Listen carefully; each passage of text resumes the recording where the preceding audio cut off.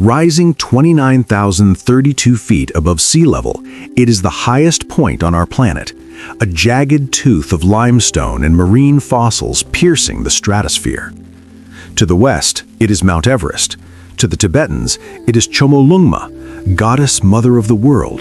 To the Nepalese, it is Sagarmatha, peak of the heavens. But here is something most people don't know. Everest is still growing. Born from a violent collision between the Indian and Eurasian tectonic plates 50 million years ago, the mountain is pushed upward by about 4 millimeters every single year. It is a living, moving monument of rock, a slow-motion crash between continents that has not yet finished.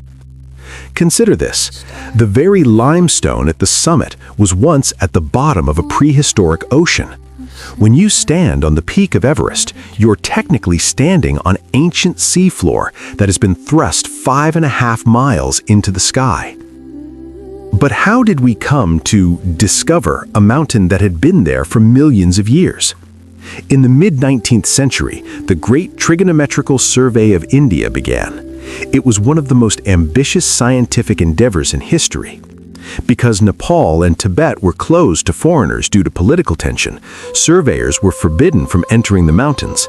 They had to calculate the height of the peaks from over 100 miles away, using massive theodolites and complex trigonometry to account for the curvature of the Earth and light refraction in the hazy heat of the plains.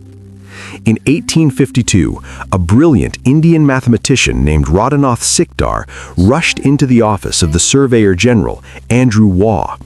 After years of crunching raw data from Peak XV, he exclaimed he had discovered the highest mountain in the world. The peak was later named after Sir George Everest, Waugh's predecessor. Ironically, George Everest himself protested the honor. He believed that local names should be preserved and pointed out that his own name was difficult for the local population to pronounce. Despite his objections, the name stuck, cementing a British identity onto a Himalayan titan. But while the British were busy measuring it from afar, the true masters of the mountain had been living in its shadow for centuries, the Sherpas. To them, the mountain wasn't a height to be calculated or a trophy to be won. It was a sanctuary. They didn't see a conquest, they saw a deity. But why is the air at the top so deadly that it can literally dissolve human consciousness? Why does the body begin to shut down just when the goal is in sight? In our next episode, we step into the death zone, the place where the human body begins to die with every second it stays.